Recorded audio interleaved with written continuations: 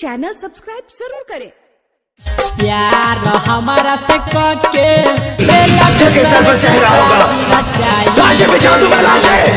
DJ Keshav Raj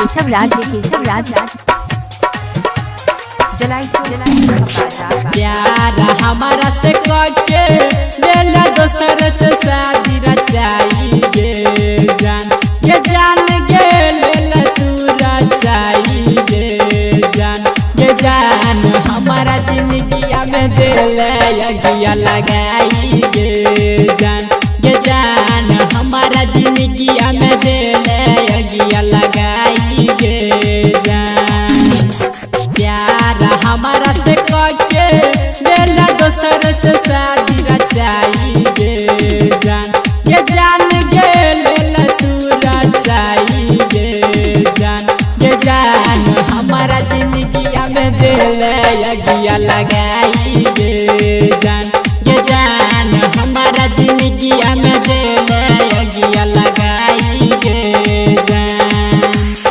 अभी आप सुन रहे हैं लानित म्यूजिक की शानदार प्रस्तुति। जिसके सर पर सहरा होगा लाशें बिछा दूंगा लाशें। मेरा नाम देवाना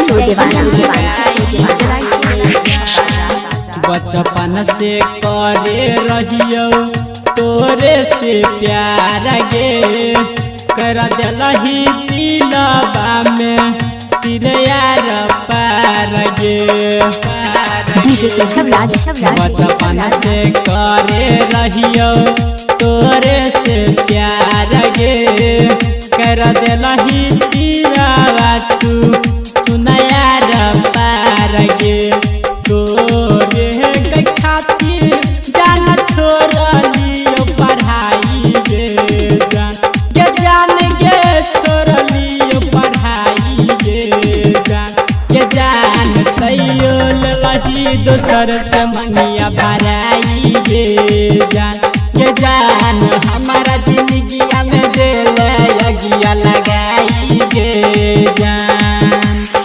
अभी आप सुन रहे हैं लानित म्यूजिक की शानदार प्रस्तुति। जिसके सर पर सहरा होगा लाशें बिछा दूंगा लाशें।